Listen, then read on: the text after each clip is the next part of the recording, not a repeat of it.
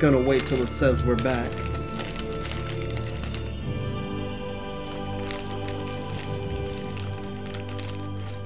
Are we back? Are we live again? Y'all let me know.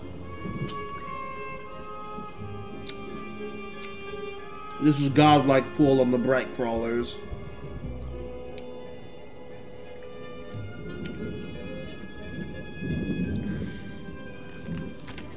You know, I've run into a couple terrorists. I've run into a couple terrorists that tells me with a straight face, balls out, plums out, walnuts revealed, that this, you see the color on this?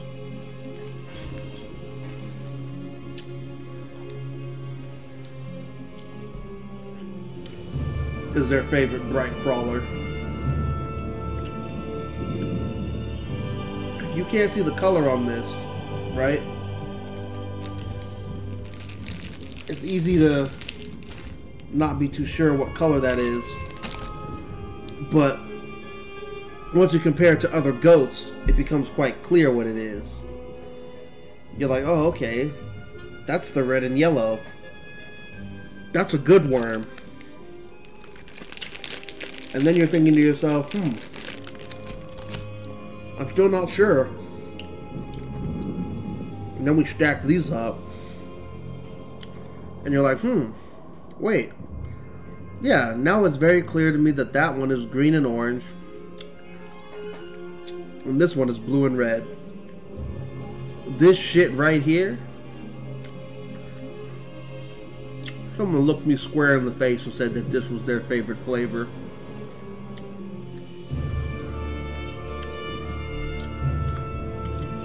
I mean, and there's some that have the audacity to say they all taste the same.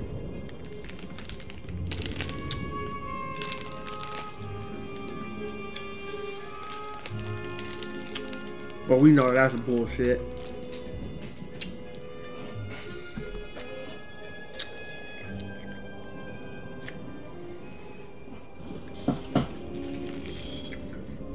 Orange and lime. Let's even say the names of the flavors.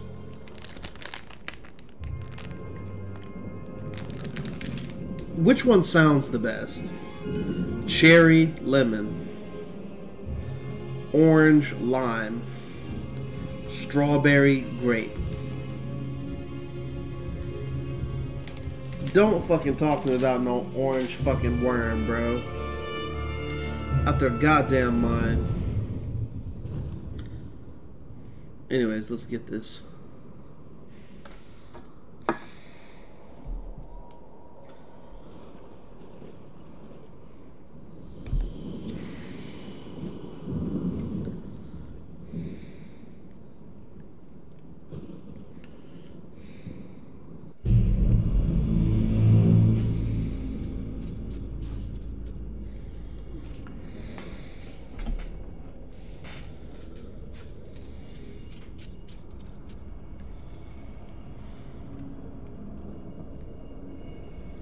This is it.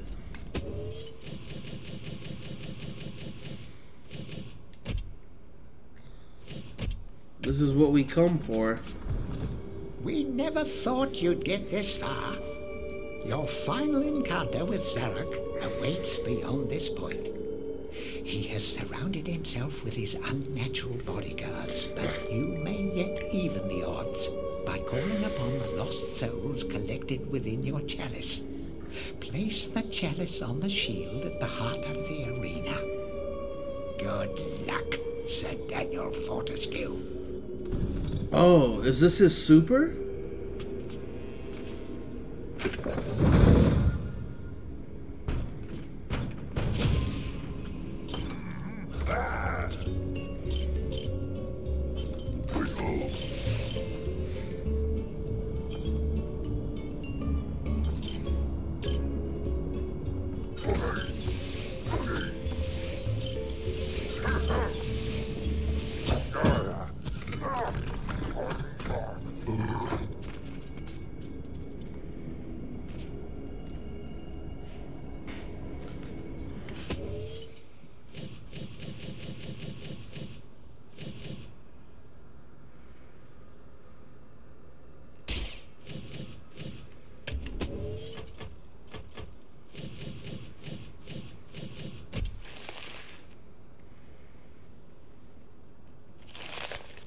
Birds only like one person in their life. For some reason, this one likes Dan.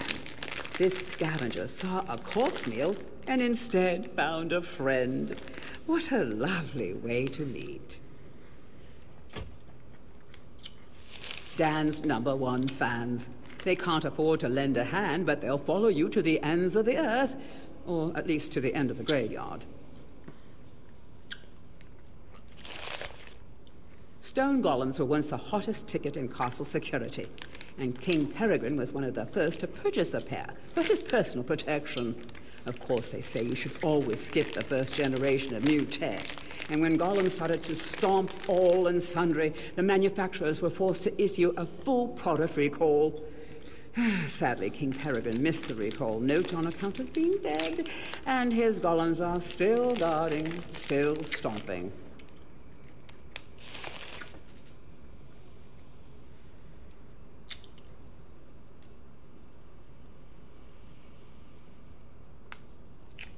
There's no narration for the Jabberwocky?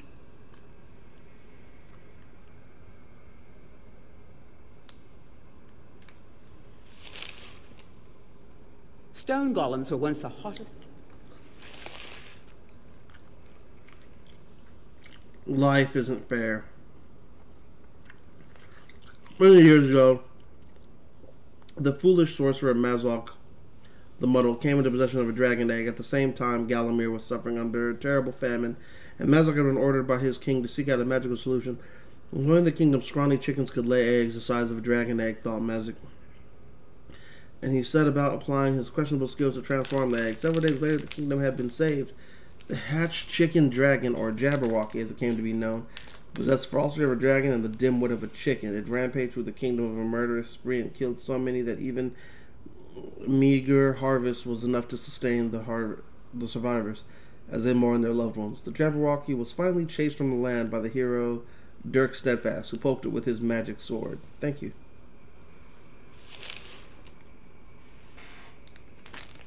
These are spineless sea dogs with a penchant for plundering. They never complain, even when cleaning the poop deck. Obedient to a fault, they won't even revive themselves unless commanded to.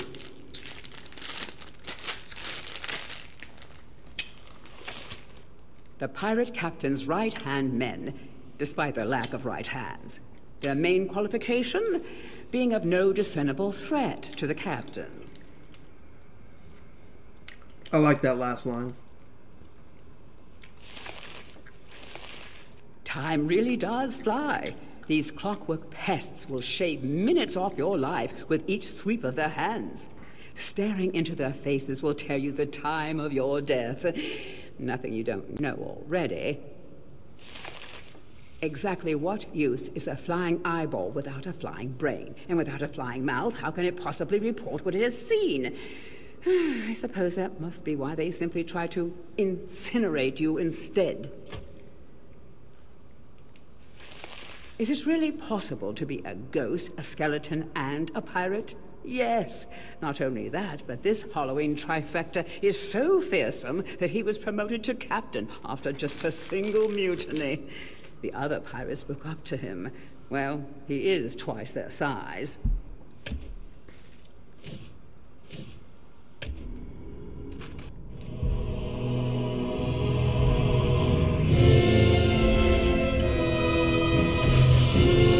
Yo, why is it so epic?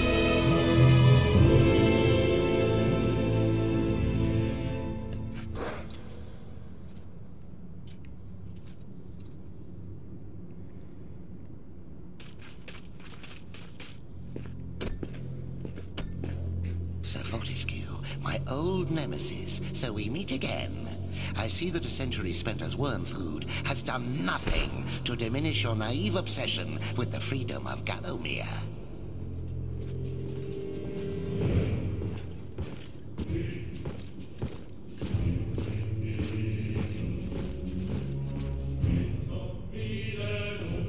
What is this Prepare music? to attack, my warriors. I want the dogs gnawing marrow from those bones within the hour. Ah! What is that, Fortescue? Your lucky cup?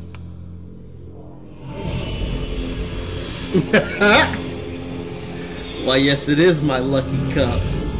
And don't ask what's in my cup.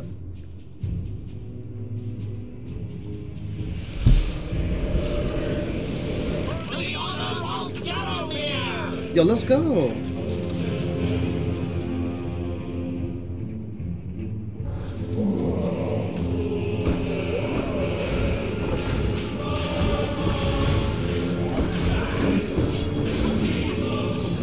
It takes up my life. Oh, it takes up my life, but I give it to them.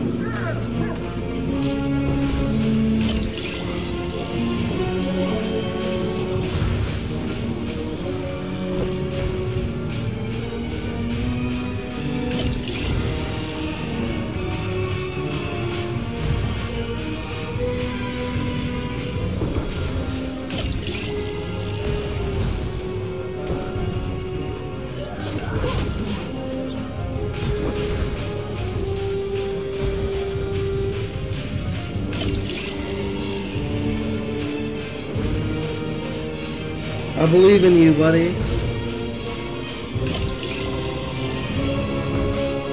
Okay.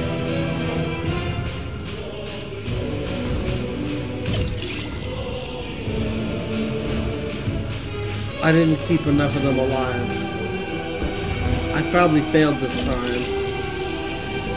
Because we're not getting enough DPS. We're definitely not getting enough dung per second. Yeah. That's what I thought.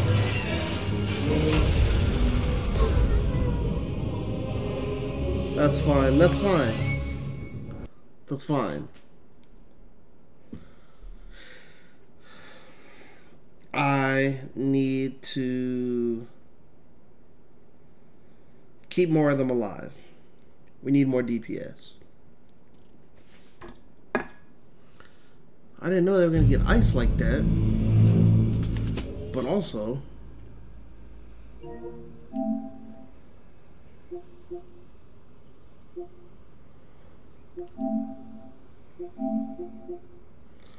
I don't have every life bottle? If I had every life bottle, We never easy. thought you...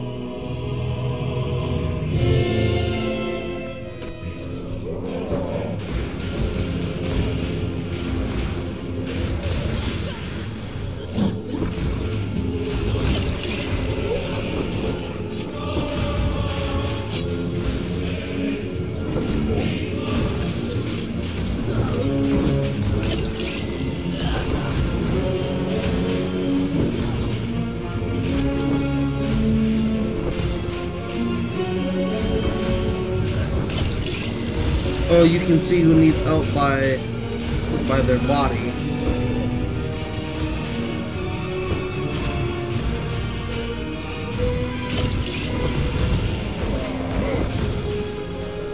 Team winning.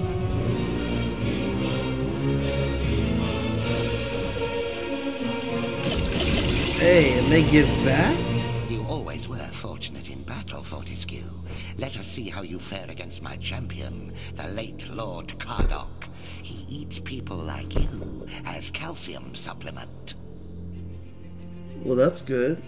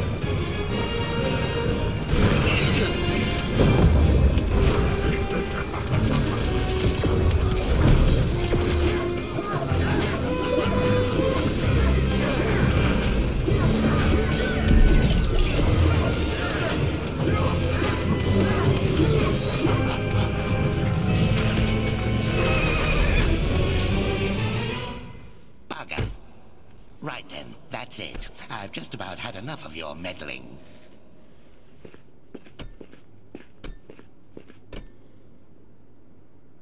Where is that spell? Ah, yeah.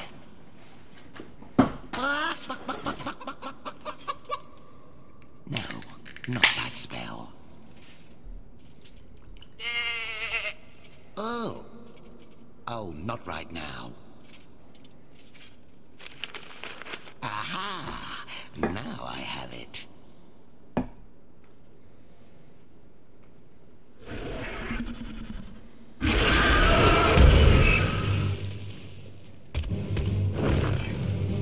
None shall defeat the mighty Zarok.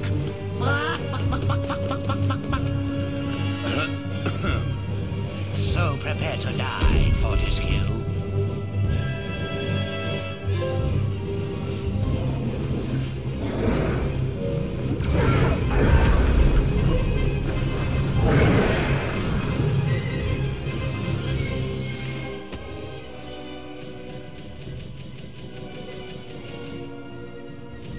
What is this?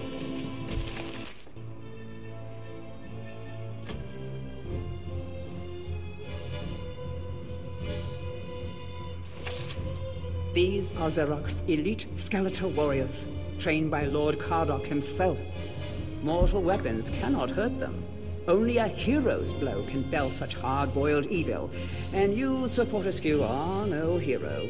At least not quite yet.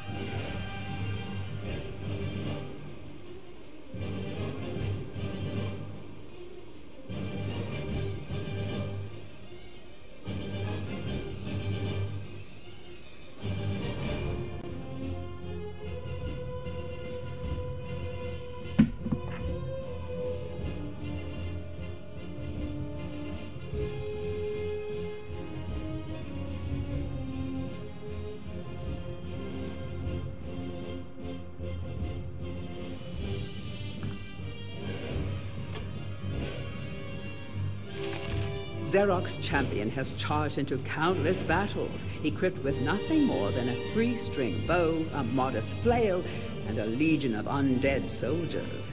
He's one angry guy, and frankly, it all seems to stem from that time his parents forbid him from going to clogging lessons with his sister.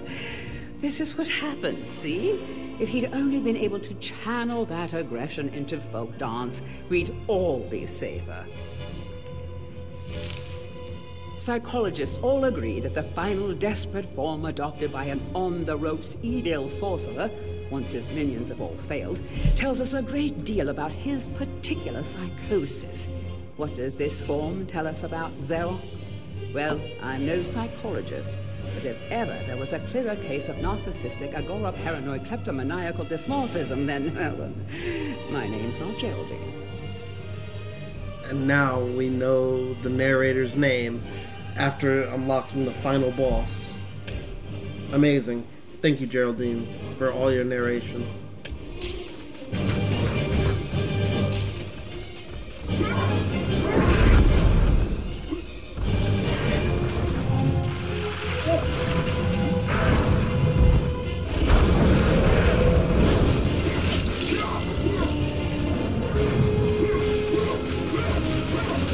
Well, this is easy. This sword is too good. Hall of Heroes got me right.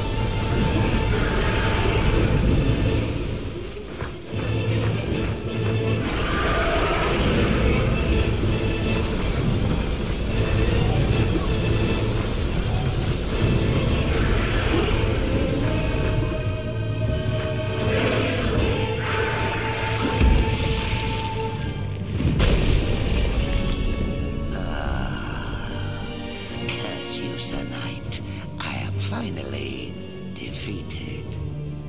Yet if I am to fail, then all shall perish. You are doomed, Fortescue. You will never leave this domain.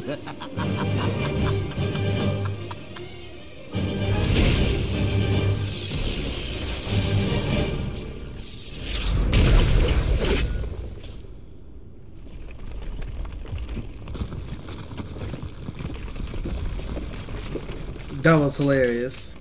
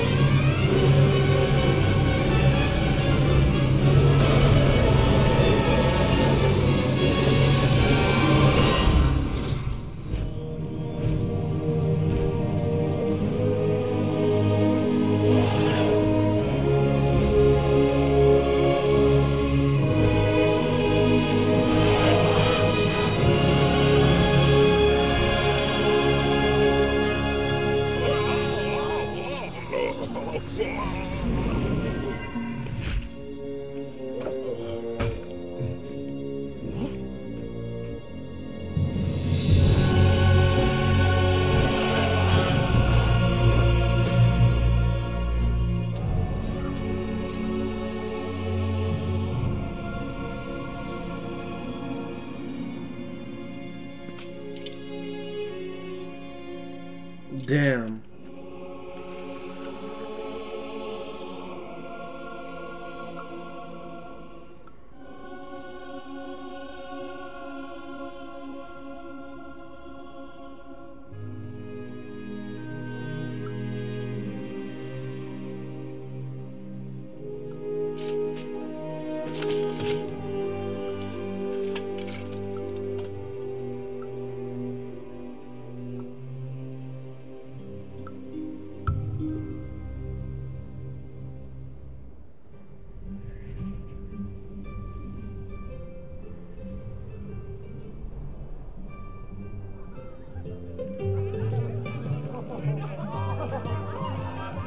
Oh shit.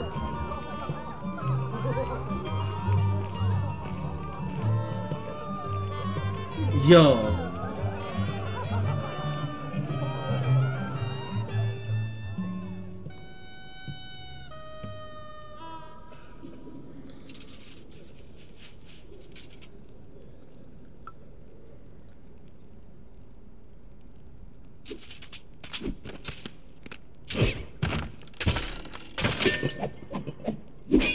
Let's go. A seat at the table, Sir Daniel. And the respect from your peers.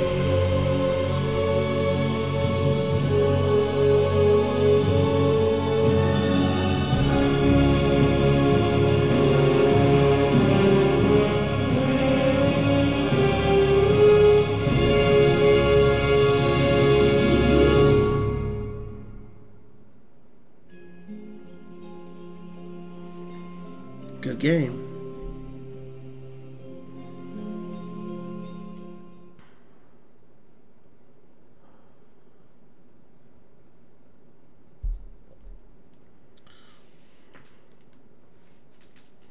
In a time long ago,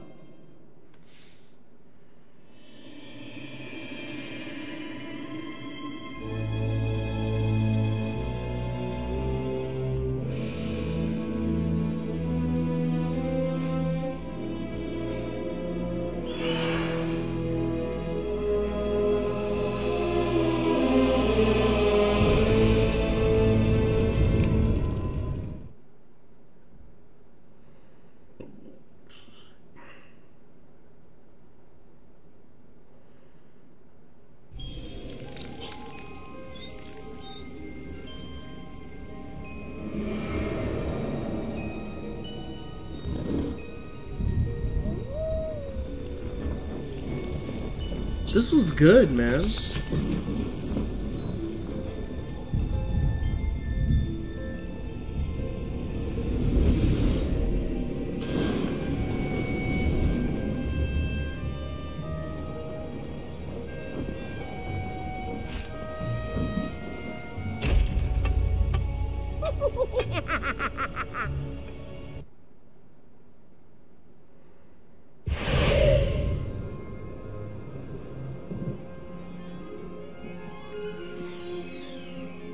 Yeah, like, this was good.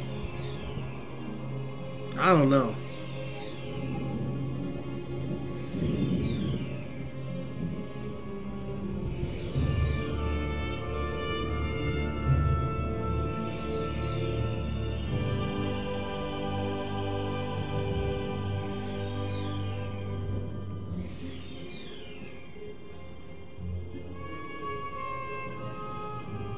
Oh, and then that house up there is the hall.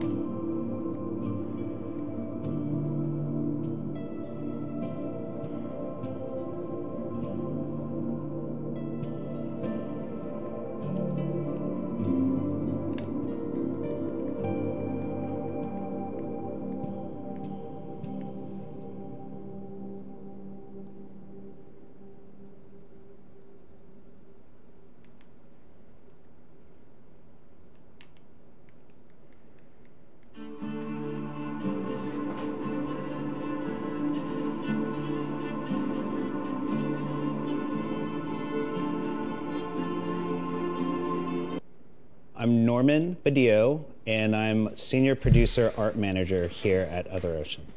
I manage any off-site groups, but I also manage within the studio itself to kind of bring it all together. So that's my main role. My name's Nick Bruti. I'm the art director here at Other Ocean, and that means doing kind of a bit of everything, especially in a sort of small independent company like this. So setting the tone for how the game looks, the quality of it, what new decisions need to be made, especially with this game, where there's an art look established, but there's a lot of new stuff that we have to generate that has to fit inside. I manage teams around the world, so what I have to do with Nick is that we have to kind of coordinate it so art is constantly moving, right? It needs to constantly move. So we kind of keep like the cogs moving, kind of like the old fable of, you know, the magical elves at night. You know, you just set out, and then when you come back in the morning, you know, there's a lot of things done, you know, which is really good. It just keeps the creative juices going.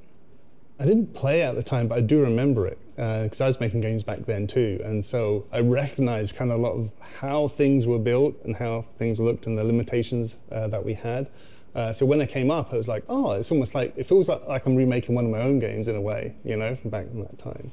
Going back and actually looking at the game again, it really brought up the old processes that we used to do on the PS1 when we used to work on it and develop on it back then. So it's a very familiar feeling. Right? Yeah.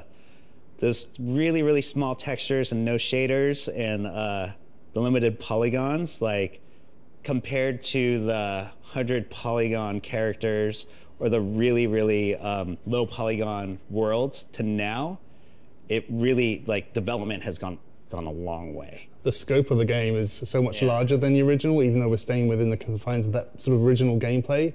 But yeah, 100 polygon character going up to like 10 to 20,000 polygon character. Our characters have to look like you could drop them in a TV show or a movie, and it worked just fine. And so in the original game, they have like 50 plus characters, which, you know, was a lot back then too, but you know, when they're like 100-200 polygons, And one texture, tiny little texture, it doesn't take that long to make it, but it takes us a lot of sweat, a lot of hard work. But even the teams themselves back then were really, really small too. It could probably be handled, PS1 development could have been handled by like, 20 guys, max, right? Maybe, 10 to 20 guys can make a PS1 game and make it really, really good. With some development teams, maybe not all, but nowadays you have like a team up to like 50 people, 60 people trying to get this all together. And you kind of have to like spread yourself out, to these larger teams so you can tackle all these little areas to bring it up. Imagine where we wanted to take the game and married with the technology that you had, because we didn't know which technology we were going to use when we started and what's going to be best for us. Maybe keep it really simple, focus on the gameplay, reproducing the original game as close as we could. But very early on, we did a couple of tests, and it instantly gave us kind of a vision of where we wanted to go. And that sort of helped unlock a lot of things, is once we had that tool, we could play around live very, very quickly.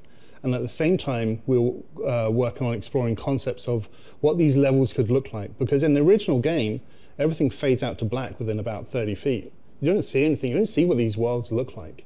There's no hill in the background, stuff like that. So when we realized that we couldn't really have that same effect on a modern game, people kind of want to see a big, lush world, but we still want to make it spooky. So we had to reimagine how this world would extend beyond that camera in the first game. But also on top of that, the PS1 game, it didn't have any details at all, right? It was very much limited to the technology of the time. So our goal visually is to kind of delve into what people remembered and not taint that, but also give them glasses so they can like actually see all the little details in order to modernize it, which was a huge challenge. So it had to start off with the PS1. We actually extracted out every single PS1 piece of prop, of art, and then we did an art pass on it to see what it would look like, re-envision, to bring it to the modern age, but also to actually hit that visual goal of trying to get into all the fans' heads and what they remembered it to be. So that was like a huge challenge for both of us. Yeah, because I mean, it's not like we're porting up something from the PlayStation 3 or converted something from the PlayStation 2. We're going all the way back to the PlayStation 1, where there's really just a handful of blurry pixels and characters that are made out of like 100 polygons. And so a lot of time we're looking at these things, just trying to work out what it was. What was the original intent? We have no idea. And actually what makes this game kind of cool and interesting, because it was developed back then, is it's like such a mix of eclectic characters and styles. You could line all the characters up, and half of them could be in different games. Would work, but they're all together here in this one crazy game, and it kind of works. That's part of its charm and its cohesion. The difficulty. So working out what those characters were, and then trying to do our modern version of that without losing that sort of eclectic thing, without getting too professional and smooth about it, without too overly stylized in one direction. It's like many styles all together. We also got like a lot of support from the original creators. Surrounded by arcade We're able to get, their inspirations and also a lot of their original concepts of the game. One thing that sticks out in particular that actually translated very well is the puffy fish. We actually redid concepts of that, but the concept was really good and easily translated over that it retained what the original creator wanted. Now, some of the original concepts, they were kind of like different styles and everything. We had to fill in those blanks too, but we really, really tried our best to keep the heart and soul of this game from the original and just bring it up to 2019. It kind of sneaks up on you a bit when you realize that the full scope of the game and just not just how many characters, all the props, it applies for everything in the game. The smallest thing they did, it's like for every pixel there to draw, we have to draw like 8 pixels, to do the equivalent thing. So it's just, a lot of work. And some of these characters, they look beautiful, and you run past them, you see them for like 10 seconds in the game. They have a short, little window.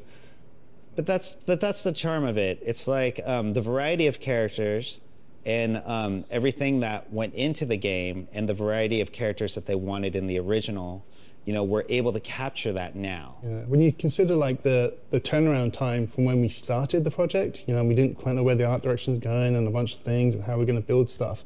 So we start with a character a bunch of different concepts, going back Yeah. and forwards with our outsourced partners, coming back in, making adjustments here and there. Okay, we'll take your model, and that whole process can sometimes take like 3 weeks or something, right? And now with your 24-hour cycle around the world, something like that cutscene, a complicated thing with many different parts, comes together in like days now. Yeah. We're really flying. Yeah. For me, the impressive thing is how live everything is. And when we talked just there about how quickly things are moving, so, you know, our development project, you know, is up in the cloud. Sony are working on it, we're working on it, our outsourcers are working on it. Sony doing audio and many other things, and it's all moving incredibly well. So it's just sort of impressive as an organization, and also how passionate Sony are about the project. It's really nice to have a passionate partner rather than someone who's just like, hey, could you just fill this game out for us? You know, we need to fill a catalog out or something. No, these guys are on it. Like George is, is on the phone every day, you know, and he's playing it every night. And so, and you kind of need that too, because we're down deep in the game, and it's hard to see things at a certain level when we're moving so fast. And so Sony are on it day to day. They know where the game's at, they know the progression, they know, oh, you missed this thing, or there's that thing, and everything's sort of kept at a constant boil.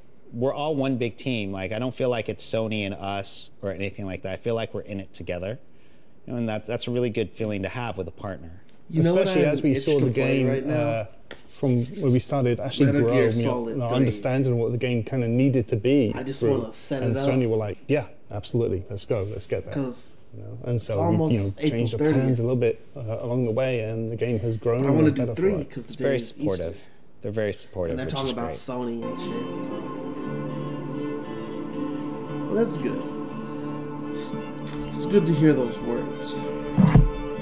See where their head's at.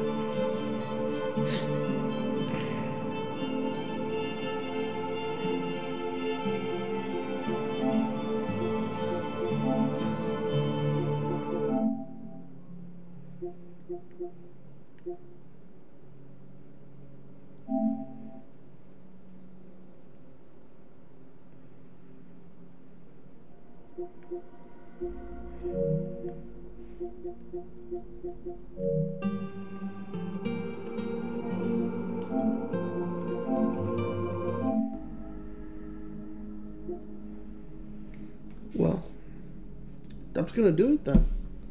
That's the finale. Let's go ahead and get that into the backlog.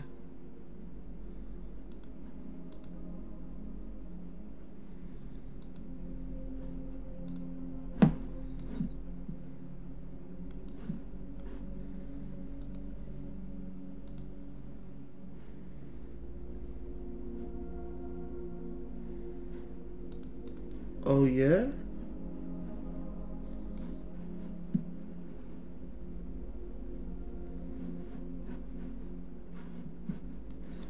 No, it's not doing it.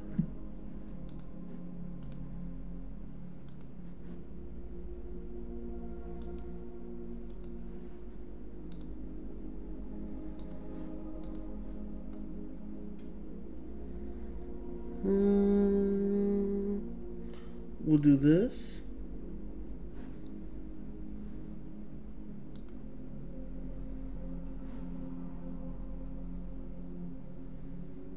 Yeah? No? Oh, well. This is a start. You guys can hear me clean at least.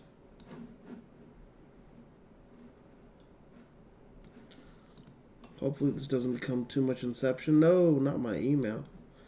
You guys need to see that. See this. Stop looking everywhere else you're not supposed to be looking. Okay. This is what you motherfuckers are here to see.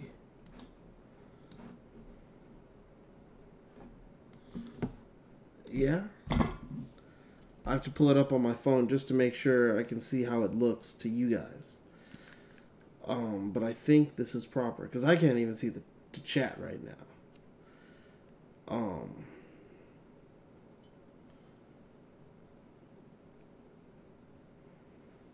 Let's see how it looks.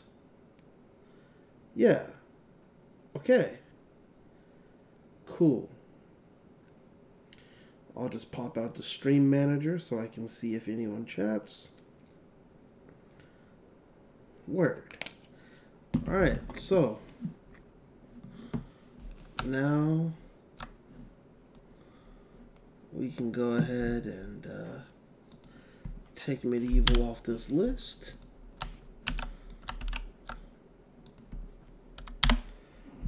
We can put Medieval right here. No.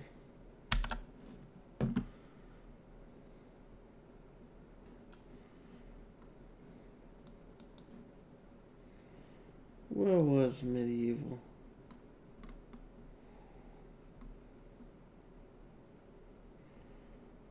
You gotta keep an eye out for these things, you know? Ah, yes, there it is.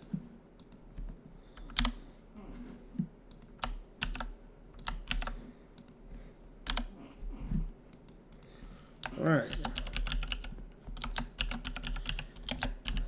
HD.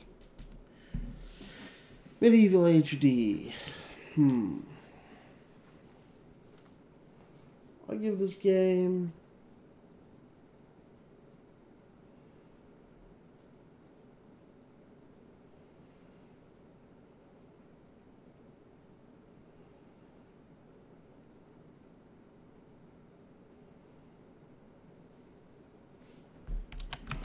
a solid 4.5.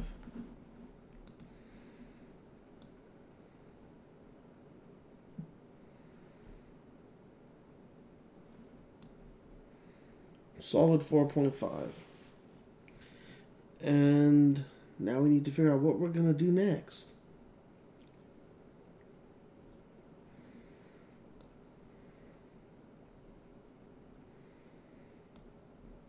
But this was a blast. This was a blast.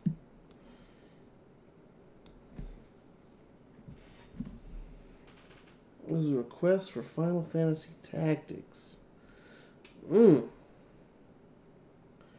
That's gonna be something. Anyways, y'all. You know how it goes around here.